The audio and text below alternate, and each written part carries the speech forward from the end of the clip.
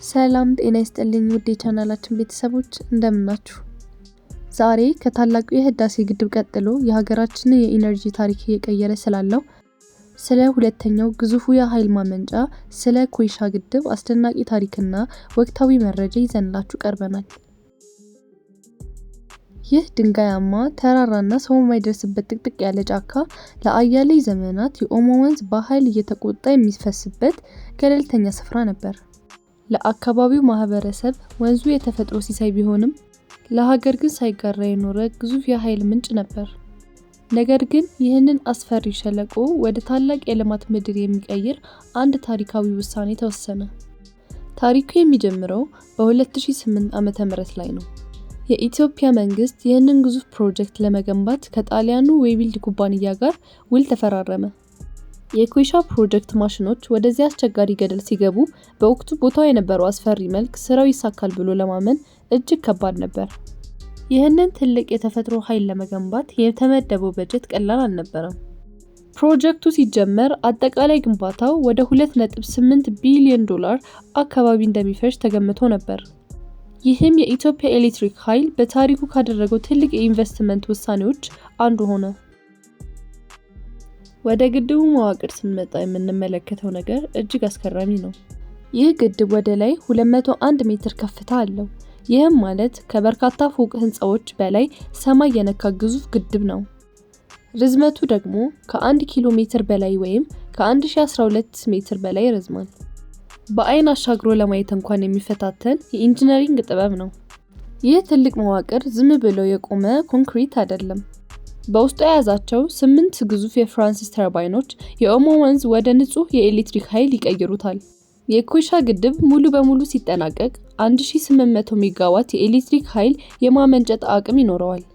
ይህም በሀገራችን ከታላቁ ህዳሴ ግድብ ቀጥሎ ሁለተኛው ትልቁ የኃይል ማመንጫ ያደርገዋል። ግድቡ በአመት 6460 ጊጋዋት ሰዓት የኃይል ምርት ወደ ሀገራዊ መስመር ያስገባል።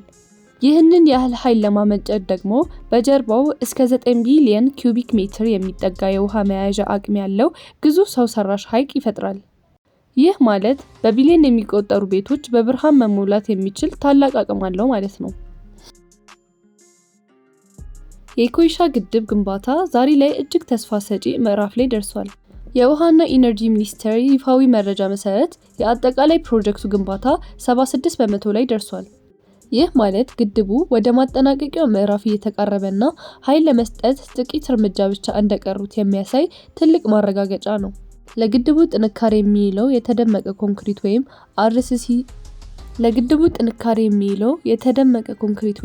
አርሲሲ ስራ ሌላኛው አስደናቂ ስኬት ነው። ለአጠቃላይ ግንባታ የሚያስፈልገው 7.7 ሚሊዮን ኪዩብ ሜትር ኮንክሪት ውስጥ ከ6.2 ሚሊዮን ኪዩብ ሜትር በላይ የሚሆነው ተሞልቶ ተጠናቋል። የመጀመሪያው ምዕራፍ መዋቅራዊ የኮንክሪት ስራ ሙሉ በሙሉ መጠናቀቁ ደግሞ የግድቡን አካል ይበልጥ ጽኑ አድርጎታል። ግንባታውን በተያዘለት ጊዜ ለማጠናቀቅ ስራው በቀን 24 ሰዓት በሁሉም ፈረቃ ያለማቋረጥ ይከናወናል። በሺዎች የሚቆጠሩ ኢትዮጵያውያንና የውጭ ሀገር መሐንዲሶች ሌሊቱን ከቀን ቀጥለው በዚህ ታላቅ አሻራ ላይ እየደከሙ ይገኛሉ። ይህንን ግዙፍ የኢንጂነሪንግ ተጋድሎ በዋና ተቆራጭነት እየመራ ያለው በግድቡ ግንባታ ዓለም አቀፍ ስም ያተረፈው የታዋቂው የጣሊያን ኩባንያ ዌይቢልድ ወይም በቀድሞ ስሙ ሳሊን ኢምፕሬዥሎ ነው።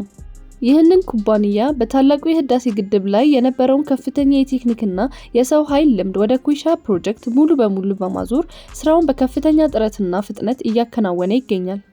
የኮይሻ ግድብ መገኛ ቦታው እጅግ ስልታዊ ነው። በኢትዮጵያ ታላቅ የኃይል ምንጭ በሆነው በኦሞ ወንዝ ላይ የተገነቡት ጊልገል ጊቤ 1፣ ጊቤ 2 እና ጊቤ 3 በመቀጠል አራተኛው ትልቁ ግድብ ነው። የኦሞ ወንዝን በመጠቀም የሀገሪቱን የኤሌክትሪክ ፍላጎት ለማርካት የተዘረጋው የዚህ ሰንሰለት የመጨረሻ ግዙፍ አካል ነው ማለት ይቻላል። ግድቡ የተገነባው ከታዋቂው የጊቤ 3 የኃይል ማመንጫ በወንዙ አቅጣጫ ወደ ታች 129 ኪሎ ሜትር ዝቅ ብሎ በሚገኘው ስፍራ ላይ ነው። ከጊቤ 3 የተለቀቀው ውሃ በቀጥታ ወደ ኮይሻ በመግባት በድጋሚ ሌላ 1800 ሜጋዋት እንዲያመነጭ ተደርጎ የተነደፈ በመሆኑ የውሃው አጠቃቀሙ እጅግ ቁጥብና ውጤታማ ያደርገዋል። የኮይሻ ግድብ ሙሉ በሙሉ ስራ ሲጀምር የሀገሪቱን የኃይል አቅርቦት በከፍተኛ ደረጃ ያሳድገዋል። ፈጣን እድገት እያሳዩ ላሉ የኢንዱስትሪ ፓርኮች፣ ለፋብሪካዎችና ገና የኤሌክትሪክ መስመር ላደረሳቸው በሚሊዮን የሚቆጠሩ ኢትዮጵያን አባወራዎች አስተማማኝ የብርሃንና የኃይል ዋስትና ይዘው ይከሰታሉ። ኢትዮጵያ የምስራቅ አፍሪካ የኃይል ማማ ወይም ፓወር ሀብ ለመሆን የምትከተለው ስትራቴጂ ይህ ግድብ ትልቅ ግብዓት ነው። ከኮይሻ የሚመነጨው ትርፍ ኃይል ወደ ጎረቤት ሀገራት በተለይም ወደ ኬንያ፣ ሱዳን፣ ጅቡቲ በመላክ ለሀገሪቱ በየዓመቱ በሚሊዮን የሚቆጠር የዶላር የወጪ ምንዛሪ ገቢ ያስገኛል። ከዚህ በተጨማሪ ፕሮጀክቱ ለአካባቢው ማህበረሰብ ሰፊ የስራ ዕድልን ፈጥሯል። ቀደም ሲል ምንም አይነት የመሰረተ ልማት ባልነበረበት በዚህ ስፍራ ላይ ዛሬ ዘመናዊ መንገዶች፣ የጤና ተቋማት እና ትምህርት ቤቶች ተገንብተዋል። ይህም የነዋሪዎችን የኑሮ ደረጃ ከፍ በማድረግ ለአካባቢው ሁለንተናዊ መነቃቃትን ሰጥቷል። የኮይሻ ግድብ የሚፈጥረው እስከ 9 ቢሊዮን ኪዩቢክ ሜትር ውሃ መያዝ የሚችል ግዙፍ ሰው ሰራሽ ሐይቅ ለኃይል ማመንጫነት ብቻ አይውልም። ለአካባቢው ማህበረሰብ አዲስና ትልቅ የኢኮኖሚ ምንጭ የሚሆን የአሳ ሀብት ልማትን ይዞ ይመጣል። በመቶዎች የሚቆጠሩ የአካባቢው ወጣቶች በአሳ አጥማጅነትና በንግድ ስራ በመሰማራት አዲሱን የኑሮ መስመር እንዲፈጥሩ ትልቅ እድል ይከፍታል። ከዚህ በተጨማሪ ይህ ስፍራ ወደ አስደናቂ የቱሪስት መዳረሻነት ይቀየራል። በደቡብ ምዕራብ ኢትዮጵያ የሚገኙትን ውብ ተፈጥሯዊ ገጽታዎችና የተራራ ሰንሰለቶችን ከተፈጥሮ ትልቅ ኃይል ጋር በማስተሳሰር የጀልባ ላይ ጉዞዎችና የውሃ ላይ ስፖርቶችን ለማስፋፋት ምቹ ሁኔታ ይፈጥራል። ይህም የሀገር ውስጥና የውጭ ሀገር ጎብኚዎችን በመሳብ ለአካባቢ ሆቴሎችና ንግዶች መነቃቃት ይሰጣል። የግድቡ መፈጠር ሌላኛው ጥቅሙ ለአካባቢው ስነ ምህዳር ጥበቃ ያለው ፋይዳ ነው። የሐይቁን እድሜ ለማራዘምና ደለል እንዳይሞላ ለመከላከል ሲባል በሺዎች የሚቆጠሩ ሄክታር መሬቶች በአረንጓዴ አሻራ መርሃ ግብር በችግኝ እየተሸፈኑ ይገኛሉ። ይህም የአፈር መሸርሸርን ከመከላከል ባለፈ የአካባቢውን የአየር ንብረት ሚዛን ለመጠበቅ ትልቅ እገዛ ያደርጋል። በአጠቃላይ የኮይሻ የሃይድሮ ኤሌክትሪክ ግድብ ፕሮጀክት የኢንጂነሪንግ ተአምር ብቻ አይደለም፣ የኢትዮጵያን ጽናትና ተስፋ ያሳያል እንጂ ያ በአንድ ወቅት ሰው የማይደርስበት ጥቅጥቅ ባለ ጫካና በድንጋያማ ተራራዎች የተከበበ አስፈሪ ስፍራ ዛሬ ላይ የሀገሪቱን ሁለተኛ ግዙፍ የብርሃንና የኃይል ማማ ለመሆን በቁርጠኝነት ቆሟል።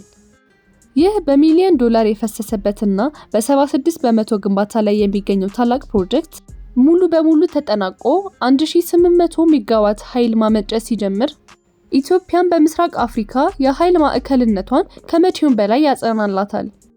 ለነገው ትውልድም የኩራትና የብልጽግና ትልቅ አሻራ ሆኖ ያልፋል። ውድ የቻናላችን ቤተሰቦች ስለ ኮይሻ ግድብ የነበረን መረጃ ይህንን ይመስል ነበር። እናንተስ ይህ ግድብ ሲጠናቀቅ ለሀገራችን ይዞት የሚመጣው ኢኮኖሚያዊ ጥቅም እንዴት ትመለከቱታላችሁ? ሐሳብና አስተያየታችሁን በኮሜንት ላይ ጻፉልን። ቪዲዮን ከወደዳችሁት ላይክ ማድረጋችሁን እንዳትረሱ። እንደዚህ አይነት አዳዲስና አስተማሪ ቪዲዮዎች እንዲደርሷችሁ ደግሞ ቻናላችንን ሰብስክራይብ በማድረግ የደውል ምልክቷን ይጫኑ።